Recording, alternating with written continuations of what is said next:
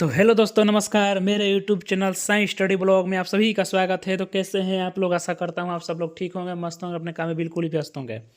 दोस्त मेरे, आज मैं नया चीज़ आप लोगों को पढ़ाने जा रहा हूं, यानी बताने जा रहा हूं। ये नया चीज़ है कि मॉडल प्रैक्टिस सेट 1, यानी मैं पहला वीडियो बना रहा हूं और इस टॉपिक में पहले बता रहा हूं 50 क्वेश्चन है, 48 और या 50 क्वेश्चन है। मैं मतलब 50% ही क्वेश्चन लाया हूं। अगर आपको ये पार्ट अच्छा लगेगा तब मैं नेक्स्ट पार्ट लेकर आऊँगा, पहले बता दे रहा हूँ। ठीक है, मैं 5-6 भाई लोग कमेंट किए थे, इस वजह से मैं अपना वीडियो बनाया, बाकी नहीं बनाता। बाकी आपको अगर अच्छा लगेगा तो मैं ज़रूर नेक्स्ट पार्ट लाऊंगा।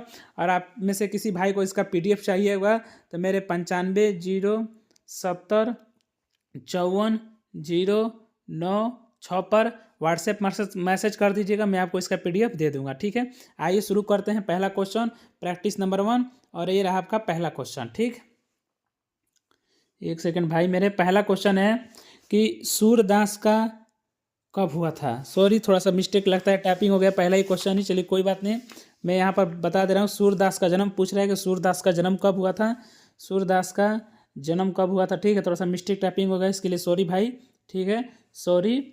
सूरदास का जन्म कब हुआ था भाई, आप लोग कमेंट करके बताना। जितने में 48-50 क्वेश्चन में 40 का आंसर मैं बताऊंगा, 10 का आंसर आप लोग को बताना है, ताकि मैं देख सकूं कि आप लोग का तैयारी है या नहीं। ये हिंदी प्रैक्टिस टू मैंने हिंदी पेपर 2 का प्रैक्टिस सेट है। पहला क्वेश्चन, सूरदास का जन्म कब हुआ था दोस्त। सूरदास का जन्म सन 1471 में हुआ था। ठीक है, नेक्स्ट क्वेश्चन है, भ्रमर गीत कविता में गोपियों को अनुसार राजा का धर्म क्या होना चाहिए। भाई ये मैं पढ़ा दिया हूँ। राजा का धर्म होना चाहिए कि प्रजा के साथ वह अन्याय करें। ठीक है, अन्याय करें। नेक्स्ट क्वेश्चन, भ्रमर गीत पद में बड़भागी शब्द का अर्थ क्या है। भाई इसका भी मैं आंसर आपको बता दिया हूँ। ठीक है, इसका आंसर फिर मैं बता दूँ। बड़भागी शब्द का आंसर होगा, यहाँ पर होगा भाग्यवान। बड़भागी का आंसर होगा भाग्यवान, इसका मतलब। नेक्स्ट क्वेश्चन, तुलसीदास द्वारा रचित कौन सी ग्रंथ अवधी भाषा में है। भाई तुलसीदास द्वारा ग्रंथ रचित कौन सा ग्रंथ अवधी भाषा में है। तो 4 का आंसर क्या होगा, जानकी मंगल इज द राइट आंसर। ठीक, नेक्स्ट क्वेश्चन आइए। राम लक्ष्मण परशुराम संवाद के आधार पर परशुराम के प्रति लक्ष्मण का व्यवहार कैसा था। भाई मैंने बता दिया हूँ। भाई इसमें जितना मैं 50 क्वेश्चन में लगभग 40 का मतलब आंसर मैं आपको पहले ही बता दिया हूँ पढ़ाकर वीडियो के माध्यम से, और जो जो नहीं बताया हूँ इसमें बता दूंगा। ठीक है, बाकी डेली प्रैक्टिस सेट आपको मिलेगा। अगर आपको अच्छा लगेगा तो कमेंट कीजिएगा, पार्ट 2 इसका हम ला देंगे। तो 5 इस द्वारा 5 का राइट आंसर होगा आहुति के समान। ठीक, परशुराम के प्रति लक्ष्मण का व्यवहार कैसा था, आहुति के समान। ठीक, नेक्स्ट क्वेश्चन है, तुलसीदास ने कलयुग का वर्णन रामचरितमानस के किस कांड में किया है। बहुत ही अच्छा क्वेश्चन है, इसका आंसर होगा उत्तरकांड में किया इज द राइट आंसर। ठीक, कवित और सवैया के कवि देव का पूरा नाम क्या था।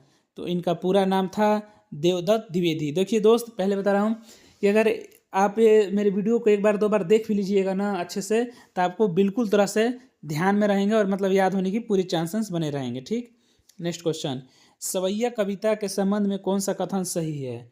तो कौन सा कथन सही है, तो मैं सीधा आपको आंसर बता रहा हूँ। इनका कथन सही है कि कृष्ण के राजसी रूप का वर्णन किया गया है। कृष्ण के राजसी रूप का वर्णन किया गया है इज द राइट आंसर। ठीक, नेक्स्ट क्वेश्चन आप पर आइए। क्वेश्चन बड़ा हो गया, थोड़ा सा जूम कर लेते हैं। प्यारी राधिका को प्रतिबिंब सो लागत चंद कविता के इस पंक्ति में कौन सा अलंकार है। अलंकार आपको पढ़ना पड़ेगा। ठीक है, इसके लिए इसका आंसर होगा फिलहाल उत्प्रेक्षा अलंकार। बिना अलंकार पढ़े आप एग्जाम में क्वालिफाई नहीं कर सकते हैं। नेक्स्ट, जयशंकर प्रसाद की इंद्रजाल का प्रकाशन कब हुआ है। मोस्ट VVI क्वेश्चन है, बहुत ही VVI क्वेश्चन है। 110% लीजिए पेपर में छपेगा इस बार। इसका भी मैंने आंसर आपको बता दिया हूँ, फिर मैं बता रहा हूँ। इसका राइट आंसर होगा 1936 में इंद्रजाल का प्रकाशन हुआ था। नेक्स्ट क्वेश्चन, जयशंकर प्रसाद की अंतिम कृति कौन सी है। भाई ये भी मैं बता दिया हूँ। जयशंकर प्रसाद की अंतिम कृति है कामयानी, जिसके लिए कामयानी जो है इसी की वजह से इसी मतलब कविता जो लिखे थे इनकी वजह से बहुत ही फेमस नहीं हुए थे वो। मतलब सबसे बड़ा फेमस होने में हाथ कामयानी की वजह से उन्होंने हुआ था। नेक्स्ट क्वेश्चन, जयशंकर प्रसाद अपने प्रेम को किन रूप में देखते हैं। तो अपने प्रेम को उस रूप में देखते हैं, किसके रूप में देखते हैं। तो प्रेम को प्रकृति के रूप में देखते हैं। ठीक है, नेक्स्ट क्वेश्चन, निम्नांकित में से किस कवि का उपनाम निराला है? भाई भाई मैं पहले बता रहा हूँ, मेरे को पढ़ाने में बहुत मजा आ रहा है क्योंकि मैं ये सब क्वेश्चन आपको बता दिया हूँ, मेरे हिसाब से आपको सब याद होगा। तो सूर्यकांत त्रिपाठी निराला इनका पूरा नाम था, ठीक है। इनका उपनाम था सूर्यकांत त्रिपाठी निराला जी। नेक्स्ट क्वेश्चन, निराला द्वारा रचित निरुपमा, निरुपमा में कौन सी विधा है? तो निरुपमा में विधा है, आपका आंसर होगा यहाँ पर निबंध विधा है, ठीक है। मतलब पूछ रहे कि क्या है निबंध, निरुपमा जो है क्या है, उपन्यास है, कहानी है, निबंध, यही पूछ रहा है, तो यहाँ पर निबंध होगा। देखिए मस्त क्वेश्चन, अट नहीं रही है कविता के आधार पर निराला की काव्य विशेषता क्या है? तो इनकी काव्य विशेषता है पंक्तियाँ भावपूर्ण है, लयात्मक शैली का प्रयोग किया गया है, प्राकृतिक सौंदर्य का मार्मिक चित्रण है, इस द राइट आंसर उपरोक्त सभी। ठीक दोस्त, आपको मजा आ रहा है? देखिए आ गया, नागार्जुन का जन्म कब हुआ था? भाई बता बता कर मैं एकदम थक गया हूँ। नागार्जुन का जन्म 1911 में हुआ था, ठीक। कमेंट करके बताइएगा कि कहाँ हुआ था, ठीक।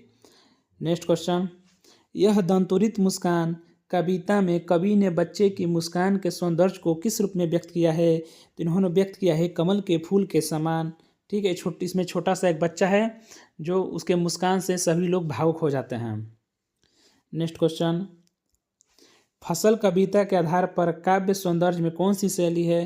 तो कौन सी शैली है दोस्त मेरे? लयात्मक और प्रतीकात्मक, ए और बी दोनों is the right answer, C. Next question, Girija Kumar Mathur किस युग के कवि माने जाते हैं? गिरिजा कुमार माथुर किस युग के कवि माने जाते हैं? तो नई कविता के युग के कवि माने जाते हैं, ठीक है। नेक्स्ट क्वेश्चन, छाया मत छूना कविता में व्यक्त दुख के क्या कारण हैं? तो अतीत से जुड़े रहना, असफलता की प्राप्ति, दुविधा में रहना, इज द राइट आंसर उपरोक्त सभी होगा यहाँ पर, ठीक है। आइए नेक्स्ट क्वेश्चन देखते हैं। क्वेश्चन नंबर 21 ये रहा, गिरिजा कुमार माथुर ने अपनी काव्य संग्रह मंजीर, मंजीर की भूमिका किससे लिखवाई? इसका भी मैं आंसर बता दिया हूँ, निराला जी से लिखवाई थी, ठीक है। Is the right answer. थोड़ा पेंसिल का साइज में पहले छोटा कर लो, थोड़ा ज़्यादा मोटा हो गया है, ठीक है। यहाँ पर कलर चेंज कर देता हूँ दोस्त। चलिए आइए नेक्स्ट क्वेश्चन, सूरत, सूरत किनकी रचना है? सूरत निरत किनकी रचना है दोस्त मेरे? तो ऋतुराज की, ठीक है। ऋतुराज गायकवाड़ नहीं, ऋतुराज जी की रचना है। ऋतुराज गायक इंडियन क्रिकेटर है। कन्यादान कविता में माँ बेटी के बीच में संबंध के बारे में कौन सा कथन सत्य है? तो इनमें बेटी माँ के सुख दुख में साथी होती है, माँ बेटी से अत्यंत प्रेम करती है, बेटी माँ के सबसे निकट होती है, उपरोक्त सभी। भाई सब पढ़ा दिए, अगर मेरे वीडियो आप लोग देखेंगे ना तो ये सब क्वेश्चन यूँ उड़ा देंगे, यूँ चुटकी में। यही सब क्वेश्चन है जो आपको एग्जाम में पूछेगा, ठीक है। नहीं विश्वास है तो देख लीजिएगा, जिस दिन एग्जाम देकर आइएगा उस दिन आपको पता चल जाएगा। अगर नहीं भरोसा होगा मेरा तो, क्योंकि मैंने भी 3 एग्जाम क्वालिफाई कर लिया हूँ, इसलिए आपको अनुभव अपना बता रहा हूँ। नेक्स्ट क्वेश्चन, आग रोटियां सेकने के लिए है, जलने के लिए नहीं। कन्यादान कविता में इन पंक्तियों के माध्यम से माँ ने अपनी बेटी को क्या सीख दी? भाई क्या हम बताएं, जिम्मेदारियों को निभाना परंतु अत्याचार नहीं सहना। माँ बताती है अपनी बेटी को अपनी जिम्मेदारी को निभाना पर अत्याचार नहीं करना, ठीक है। इधर राइट आंसर होगा। भाई पढ़ लीजिए, बहुत मज़ा आपको फायदा करेगा भाई मेरे, कितना मैं बोलूँ। मंगरेश डबराल किस अखबार में संपादक के पद पर कार्य करत रहे? तो इन्होंने जनसत्ता के संपादक के पद पर कार्य करत और मंगरेश डबराल जी रहे थे। कमेंट में बताए ना मंगरेश डबराल का जन्म कब हुआ था? मंगलेश डबराल को किस काव्य संकलन के लिए साहित्य अकादमी पुरस्कार मिला? उन्होंने जो मिला था साहित्य अकादमी पुरस्कार, हम जो देखते हैं इन्होंने जो एक लिखा था कविता, इनके लिए इनको साहित्य अकादमी पुरस्कार मिला था। आप कमेंट करके बताइएगा कि साहित्य अकादमी पुरस्कार की शुरुआत कब हुई थी। नेक्स्ट क्वेश्चन, संगतकार कविता के आधार पर सप्तक, भाई इसका भी बता दें, सप्तक अर्थ क्या है? 7, समझ गए आप? 27 का आंसर होगा 7 का समूह, सप्तक माने होगा 7 का समूह, अष्टक रहेगा तो 8 का समूह, ठीक है। नेक्स्ट क्वेश्चन, ठीक है, नेताजी का चश्मा कहानी के आधार पर फौजी वर्दी में मूर्ति को देखते ही किसकी याद आने लगती है? किसकी याद आने लगती है दोस्त मेरे? दिल्ली चलो तुम मुझे खून दो, इज द राइट आंसर, ए और बी दोनों। नेक्स्ट क्वेश्चन, नेताजी का चश्मा कहानी के आधार पर हवलदार साहब को कितने दिन कंपनी के काम के सिलसिले से कस्बा गुजरना पड़ा था? तो कितने दिन? 29 का इज द राइट आंसर, 15 दिन, ठीक है। हर 15वें दिन पर वो कस्बे से गुजरते थे। नेक्स्ट क्वेश्चन, नेताजी का चश्मा कहानी में पान वाला उदास क्यों हो गया था? उदास हो गया था क्योंकि वो कैप्टन मर गया था, इस वजह से पान वाला उदास हो गया था। नेक्स्ट क्वेश्चन, नेताजी का चश्मा कहानी के आधार पर कैप्टन चश्मे वाले ने मूर्ति पर लगा फ्रेम नेताजी से क्षमा मांगते हुए किसे लाकर दिया क्षमता मांगने के लिए? ग्राहक को। ठीक है, इज द राइट आंसर। ये देखिए बहुत वीवीआई क्वेश्चन है, मोस्ट इंपॉर्टेंट क्वेश्चन है, छपेगा 100% छपेगा भाई मेरे। बाल गोविंद भगत पाठ में भगत क्या थे? भाई बता दिया हूँ इसका भी आंसर, मैं फिर बता रहा हूँ।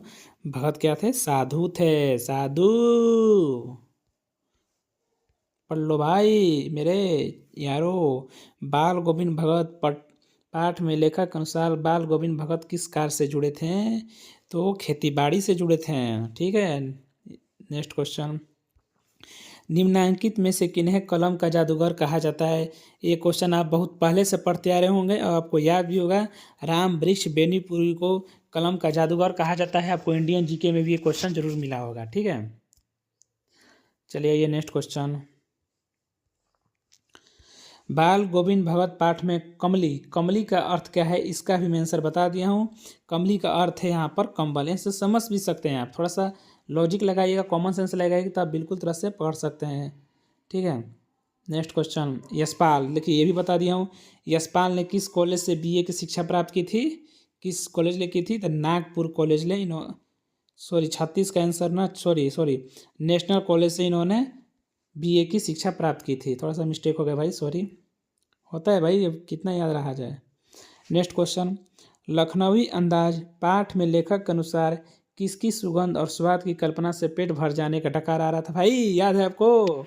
खीरा जो उन्होंने खीरा नहीं खा रहे थे और उनको लग रहा, दूसरों को मतलब वो ज्ञान दे रहे थे कि हमें खीरे से ही पेट भर गया, सूंघने से ही पेट भर गया, डकार हो गया। ठीक है, बड़ी मज़ा आता है भाई सब पढ़ने में हिंदी यार। हिंदी में देखिए भाई 100 क्वेश्चन में अगर आप लोग 80 नहीं बनाएंगे ना भाई तो बेकार है आप लोग का पढ़ना यार। यशपाल की कौन सी उपन्यास भारत विभाजन की त्रसती का मार्मिक दस्तावेज है? ऐसा ही क्वेश्चन आएगा भाई, ऐसा ही आएगा। 38 का राइट आंसर होगा झूठा सच। अब मैं आपको सब ऑप्शन नहीं बता रहा हूँ कि ऑप्शन बताने में ज़्यादा लंबा वीडियो बनेगा, अच्छा नहीं लगेगा। बस वही पढ़िए जो आपको काम है, सीधा फालतू नहीं पढ़ना चाहिए। नेक्स्ट क्वेश्चन, यशपाल द्वारा रचित पाठ लखनवी अंदाज पाठ का लेखक है। लखनवी अंदाज पाठ के लेखक हैं यशपाल जी के निम्नांकित में से क्या है? यशपाल जो लखनवी अंदाज लिखे हैं वो क्या है? निबंध है, कहानी संग्रह क्या है? तो 39 का राइट आंसर होगा कि व्यंग्यात्मक कहानी है। ठीक है, नेक्स्ट क्वेश्चन इतना बड़ा हो गया कोई। मानवीय करुणा की दिव्य चमक पाठ में लेखक के अनुसार फादर बुल्के जिसेट संघ में कितने वर्ष पादरियों के बीच रहकर धर्माचार्य की शिक्षा प्राप्त की थी? तो 2 वर्ष तक रहकर फादर कामिल बुल्के जी। नेक्स्ट क्वेश्चन, ये सब पढ़ाऊंगा अभी, ठीक है। बाकी इसमें से 40 में से मैं लगभग 50 में 25 में आपको वीडियो में बता दिया हूँ। 25 क्वेश्चन ऐसा है जो प्रैक्टिस सेट है। प्रैक्टिस सेट में इधर से उधर मिक्स क्वेश्चन रहता है, तो सब मैं आपको पढ़ा दूंगा, ठीक है। टेंशन मतलब भाई, कल वीडियो अपलोड हो जाएगा पार्ट 1 नेताजी का चश्मा, जिसके लेखक है स्वयं प्रकाश। आइए नेक्स्ट क्वेश्चन, सर्वेश्वर दयाल सक्सेना का जन्म कहाँ हुआ था? इनका जन्म कहाँ हुआ था? उत्तर प्रदेश में हुआ था, ठीक है। नेक्स्ट क्वेश्चन, मानवीय करुणा के दिव्य अनुसार चमक के अनुसार माँ द्वारा भेजे गए चिट्ठियों को फादर बुल्के अपने किस अभिन्न मित्र को दिखाते थे? चमक पाठ के लेखक के किसको दिखाते थे? डॉक्टर रघुवंश, जो इनके बहुत ही परम मित्र थे। किनके? फादर कामिल बुल्के का बहुत ही परम मित्र थे। कौन? डॉक्टर रघुवंश। इन्हीं को अपना चिट्ठी जो आता था बाहर से, इन्हीं को देते थे, पढ़ के सुनाने के लिए बताते थे। इनसे हर बात शेयर करते हैं। जैसे आपका भी कोई बहुत जिगरी यार होगा, उससे हर बात शेयर करते हैं, उसी तरह इन्हों भी करते थे। नेक्स्ट क्वेश्चन, मानवीय करुणा की दिव्य चमक पाठ के अनुसार ब्लू बर्ड, बहुत ही छपेगा, लिख लो भाई, 110% एग्जाम में आएगा। ब्लू बर्ड प्रसिद्ध नाटक किसका है? तो 43 का राइट आंसर होगा, क्या पता है? चलिए इसका आंसर बता देता हूँ मैं, मातरलिंक याद रखिएगा बस। इसका क्वेश्चन बताइए, मनु भंडारी की इंटर तक की शिक्षा दीक्षा कहाँ थी? भाई इसका आंसर मैं कमेंट में आपसे जानना चाहता हूँ। ठीक है, ताकि आपकी तैयारी है या नहीं है तो मैं आपको करवा दूंगा। बाकी इसका आंसर आप कमेंट में बताइएगा, ठीक है। ऑप्शन देख लीजिए, बिहार, मुंगेर, राजस्थान, अजमेर, बंगाल, महिदसार, बांदा, राजपुर। ठीक है, 44 का आंसर आप लोग कमेंट में बताना भाई मेरे। सॉरी। एक कहानी अभी पाठ के आधार पर रसोई को भटियार खाना कौन कहते हैं? कौन कहते हैं? लेखिका के पिता।